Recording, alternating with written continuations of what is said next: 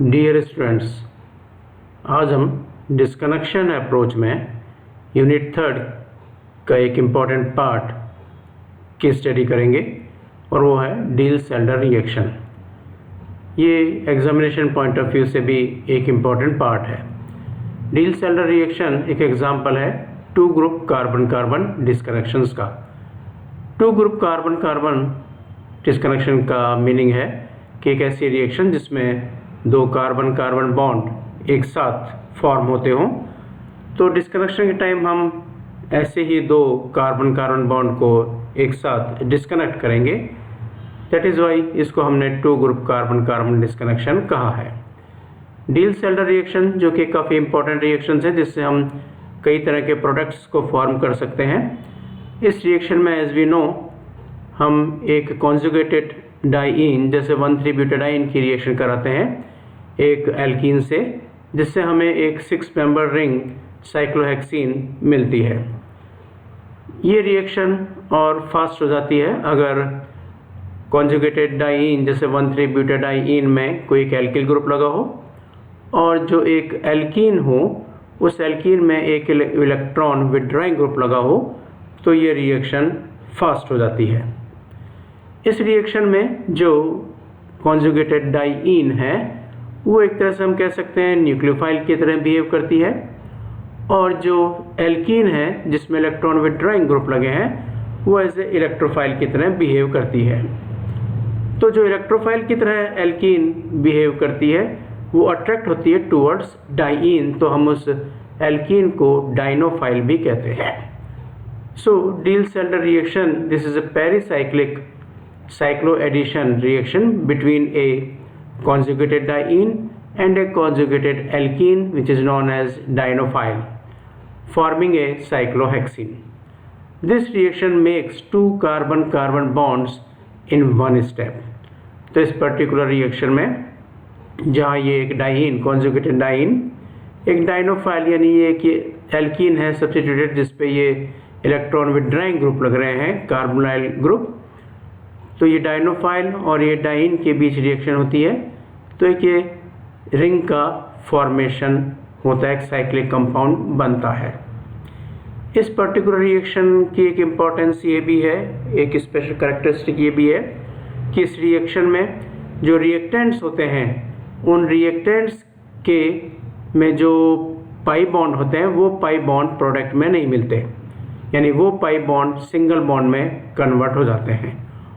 और रिएक्टेंट्स में जहाँ पर पाई बॉन्ड नहीं था प्रोडक्ट में उसकी जगह एक पाई बॉन्ड का फॉर्मेशन हो जाता है।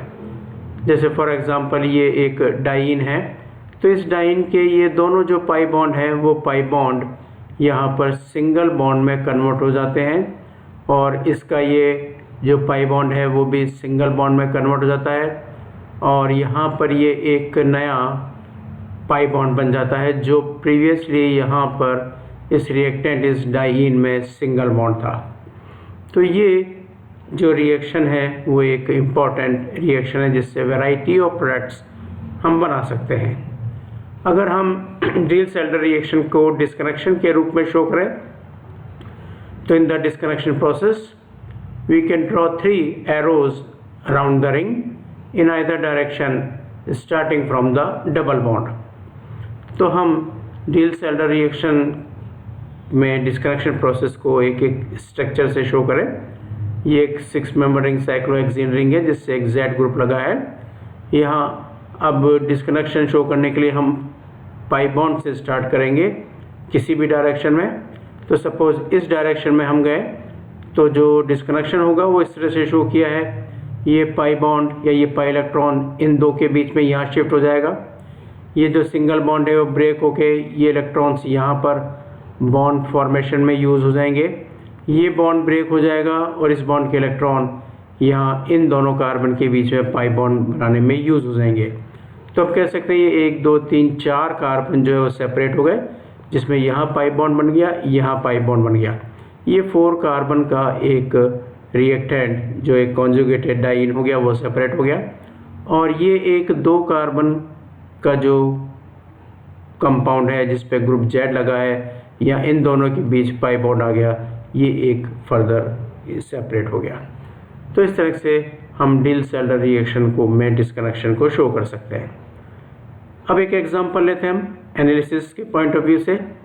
सपोज ये हमारे को एक टारगेट मॉलिक्यूल दे रखा है, 6 मेंबर रिंग है, एक पाई बॉन्ड है रिंग में और जस्ट उसके अपोजिट एक CHO ग्रुप, एक इलेक्ट्रॉन विथड्राइंग ग्रुप लगा है।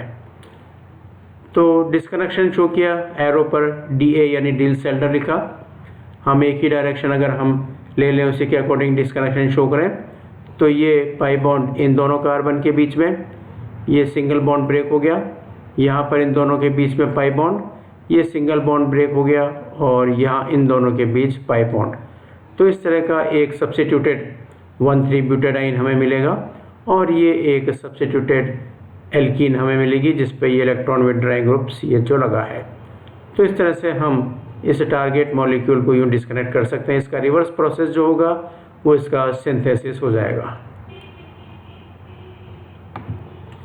तो सिंथेसिस में ये सब्स्टिट्यूटेड 1,3-ब्यूटाडाइन की हम इस तरह से एक एल्डिहाइडिक कंपाउंड के साथ रिएक्शन कराएं अराउंड 100 डिग्री सेल्सियस एक सील ट्यूब में, तो दो कार्बन कार्बन बॉन्ड का फॉर्मेशन होगा और 6 मेंबर साइक्लोहेक्सीन कंपाउंड बनेगा, एक टारगेट मॉलिक्यूल हमें मिल जाएगा। तो इस डिल सेल्डर रिएक्शन के दो मेन फीचर्स हैं, दो मेन इंपॉर्टेंट हम कह सकते हैं। अगर ये दो फीचर्स हमें किसी टारगेट मॉलिक्यूल में शो हो जाए तो हम ये इमेजिन कर सकते हैं कि ये जो टारगेट मॉलिक्यूल है उसको हम डिल सेल्डर रिएक्शन के अकॉर्डिंग डिस्कनेक्ट करेंगे। वो जो दो फीचर्स हैं टारगेट मॉलिक्यूल के, वो हैं एक तो उस टारगेट मॉलिक्यूल में साइक्लोहेक्सीन रिंग होनी चाहिए और इलेक्ट्रॉन विथड्राइंग ग्रुप होना चाहिए उस रिंग के बाहर opposite side of the alkene, double bond के अपोजिट साइड में एक इलेक्ट्रॉन विथड्राइंग ग्रुप होना चाहिए। ऐसे दो फीचर्स जिस टारगेट मॉलिक्यूल में है तो इसका मतलब वो डिल सेल्डर रिएक्शन से फॉर्म हुआ है और हम उसको उसी डिल सेल्डर रिएक्शन के अकॉर्डिंग डिस्कनेक्शन शो करेंगे। डिल सेल्डर रिएक्शन की कुछ स्पेशल प्रॉपर्टीज़ हैं, कुछ उसके कैरेक्टरिस्टिक्स हैं, अब आगे हम उसको डिस्कस करें। तो फर्स्ट पॉइंट है डिल सेल्डर रिएक्शन में stereospecificity and stereoselectivity. ये जो डिल सेल्डर रिएक्शन है this reaction occurs in one step, एक स्टेप में हो जाती है, so that neither diene nor dienophile has time to rotate. तो ये इतनी फास्ट है रिएक्शन कि जो डाइन या डाइनोफाइल हैं उनको रोटेट होने का टाइम ही नहीं मिल पाता। तो इसलिए जो स्टीरियोकेमिस्ट्री इन रिएक्टेंट्स की थी वही स्टीरियोकेमिस्ट्री हमें प्रोडक्ट में मिलती है and stereochemistry remains the same. इसका मतलब ये हो गया कि सिस डाइनोफाइल जो है वो सिस प्रोडक्ट बनाएंगी, ट्रांस डाइनोफाइल जो है वो ट्रांस प्रोडक्ट का फॉर्मेशन करते हैं। फॉर एग्जांपल ये 1,3-ब्यूटाडाइन की रिएक्शन करा दें हम इस डाइएस्टर के साथ में, हम सब जो ये एक डाइएस्टर है अनसेचुरेटेड है जिसमें दोनों एस्टर ग्रुप ट्रांस हैं, दोनों H ट्रांस हैं, कार्बन कार्बन डबल बॉन्ड पर। 150 डिग्री सेल्सियस पर रिएक्शन कराएं तो एक 6 मेंबर रिंग बन गई साइक्लोहेक्सीन की, जिसमें इन दोनों कार्बन पर जो ग्रुप हैं वो बिल्कुल उसी तरह से हमें मिलेंगे जैसे यहाँ लगे हुए हैं, अर्थात इन दोनों एस्टर के बीच में ट्रांस रिलेशनशिप है। तो यहाँ भी इन दोनों कार्बन पर जो एस्टर ग्रुप है वो ट्रांस है, एक को हमने अबाउ द प्लेन शो किया है तो एक को बिलो द प्लेन शो किया है।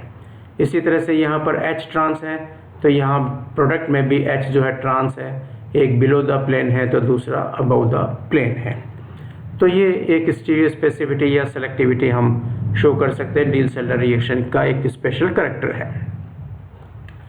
The stereochemistry of the diene is also transmitted to the product. अगर हम डाइन के लिए बात करें तो डाइन की जो स्टीरियोकेमिस्ट्री है वो भी एज सच यूँ की यूँ प्रोडक्ट में ट्रांसमिट हो जाती है। फॉर एग्जांपल इसको एक्सप्लेन करने के लिए हम एक एग्जांपल लेते हैं। Diene adds to an acetylenic dienophile to gives the cis product.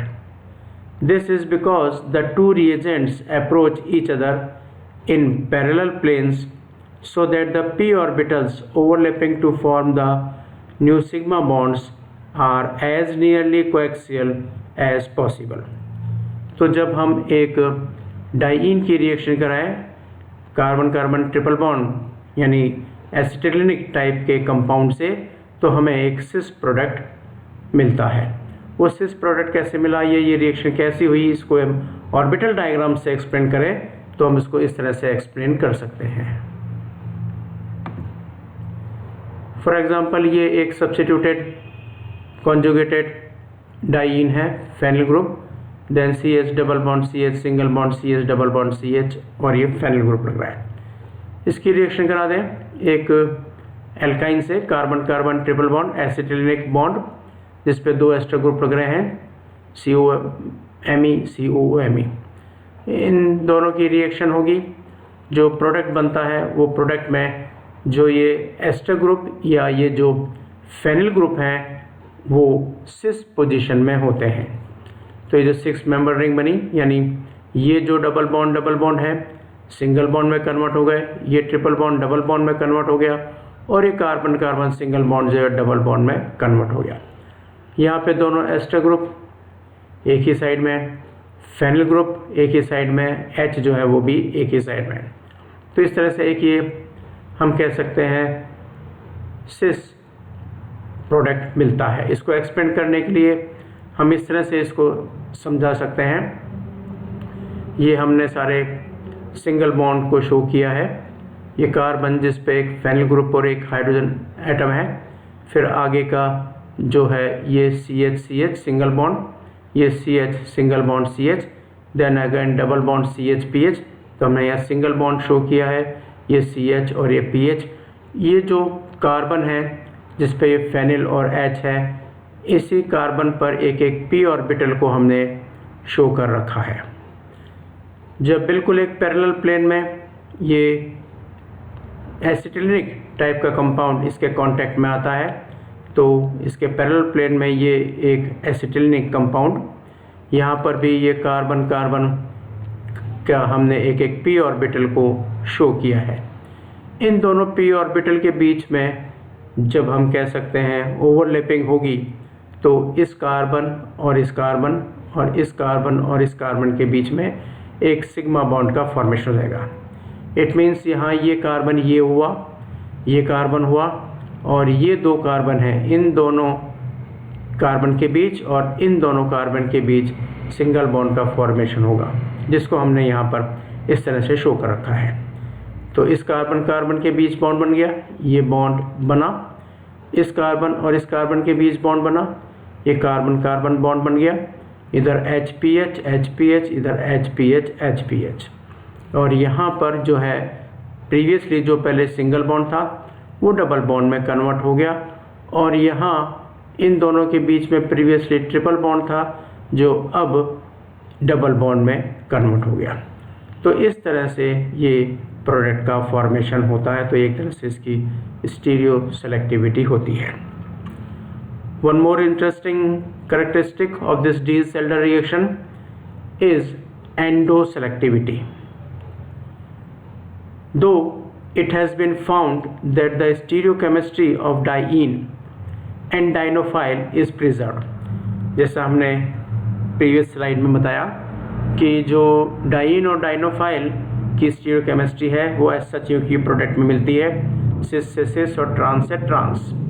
But however in cyclic systems 2 products can still be formed. लेकिन अगर हम साइक्लिक सिस्टम पर Diels-Alder रिएक्शन को अप्लाई करते हैं तो वहाँ पर एक की बजाय 2 प्रोडक्ट मिलते हैं, यानी हम कह सकते हैं एक सिस बनेगा तो दूसरा ट्रांस बन सकता है। These 2 प्रोडक्ट्स आर कॉल्ड, यहाँ पे ये जो 2 प्रोडक्ट बनते हैं उनके स्पेशल नेम्स हैं, इनको हम कहते हैं एक्सो एंड एंडो। तो Diels-Alder रिएक्शन को जब हम साइक्लिक सिस्टम पर अप्लाई करते हैं तो एक प्रोडक्ट के बजाय 2 प्रोडक्ट बनते हैं, उन प्रोडक्ट्स को हम एक्सो और एंडो कहते हैं। अब हम इस एक्सो और एंडो टर्म को थोड़ा सा डिफाइन कर दें। सपोज ये एक साइक्लोपेंटाडाइईन है, इसकी रिएक्शन हम ये अनसैचुरेटेड एनहाइड्राइड मैलिक एनहाइड्राइड के साथ करा दें, तो ये कार्बन कार्बन पाई इलेक्ट्रॉन्स इस कार्बन के साथ बॉन्ड फॉर्मेशन में यूज़ होते हैं। इस कार्बन कार्बन के जो पाई इलेक्ट्रॉन्स हैं वो इस कार्बन के साथ बॉन्ड फॉर्मेशन में यूज़ होते हैं, तो यहाँ पर ये जो पाई इलेक्ट्रॉन्स है वो इस कार्बन कार्बन के बीच पाई बॉन्ड फॉर्म करते हैं। तो जो स्ट्रक्चर बनता है वो इस तरह से है। ये जो CO ग्रुप है, कार्बन डबल बॉन्ड ऑक्सीजन, ये CO ग्रुप और ये जो एक रिंग है जिसमें डबल बॉन्ड है, ये अगर हम यूँ एज्यूम करें अपोजिट है, यानी ये इस रिंग को हम थोड़ा बिलो द प्लेन माने और ये जो पूरा सिस्टम है इसको हम अबव द प्लेन माने, तो ऐसे जो आइसोमर बनता है उसको हम एक्सो आइसोमर कहते हैं। और ये रिएक्शन इस तरह से हो कि ये जो कार्बन कार्बन डबल बॉन्ड जिस रिंग में है वो रिंग बिलो है प्लेन के, और ये जो carbon double bond oxygen group वाला सिस्टम है वो भी प्लेन के बिलो हो, यानी CO group under the ring हो, तो हम ऐसे स्ट्रक्चर को एंडो स्ट्रक्चर कहते हैं। तो इस तरह से किस तरह से बॉन्ड फॉर्मेशन हो रहा है उसके अकॉर्डिंग एक्सो और एंडो आइसोमर्स बनते हैं। Exo and endo terms refers to the relationship between carbon double bond oxygen carbonyl group and the double bond in the new cyclohexene ring. Usually endo product is a kinetic product, यानी ये easily बन जाता है, it requires less activation energy, and exo product is usually more stable.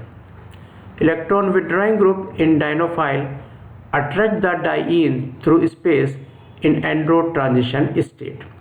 तो जो endo transition state बनती है जो कि एक इजीली बनेगी लेस एनर्जी से, उसको हम इस तरह से शो कर सकते हैं कि ये जो हम कह सकते हैं इलेक्ट्रॉन विड्रॉइंग ग्रुप है डाइइन में, वो इलेक्ट्रॉन विड्रॉइंग ग्रुप अट्रैक्ट करते हैं स्पेस में इस साइक्लोपेंटाडाइइन के पाई इलेक्ट्रॉन्स को।